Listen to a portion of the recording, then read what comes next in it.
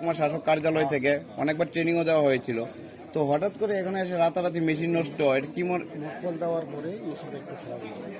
ওইখানে তো ভালো ছিল, মহকুমা শাসক কার্যালয় ভালো ছিল, হঠাৎ বুথ কেন্দ্রে আসার পর গণদেবতার যখন রায় নেবেন সেই মুহূর্তে মেশিন নষ্ট, এটা কি বলবেন এটা নিয়ে? এটা মেশিনটা একটু লাড়া দেওয়া নেওয়ার পরে তারপরে কালেকশন লুজ হয়ে গেছে।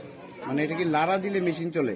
না না না, কামটাতে একটু লাড়াছাড়া করছি, মনে হয় লাইনটা একটু লুজ হয়ে গেছে।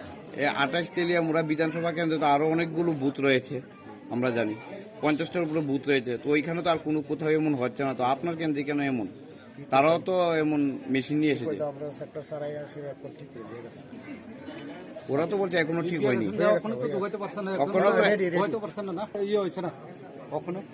আপনি আপনি বলছেন এখন মেশিন, আপনি বলছেন মেশিন এখন ঠিক হয়ে গেছে, কিন্তু তারা আপনার আমার অন ক্যামেরায় অভিযোগ করছে যে এখনো একজনও আপনার বুট নিতে পারেননি। একজন কি বুট নিয়েছেন এখন পর্যন্ত? শুরু হয়ে যাবে। এখন শুরু হয়ে যাবে, এই বললেন আপনারা শুরু মেশিন ঠিক হয়ে গেছে, সত্যিটা কি? মেশিন ঠিক হওয়ার পরে সিল করানো লাগবে, 10-15 মিনিট সময় লাগবে।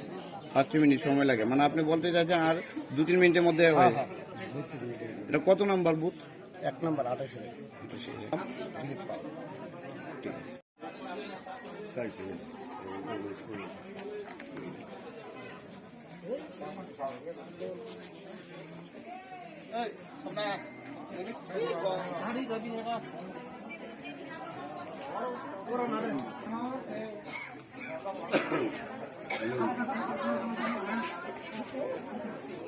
নাই নাই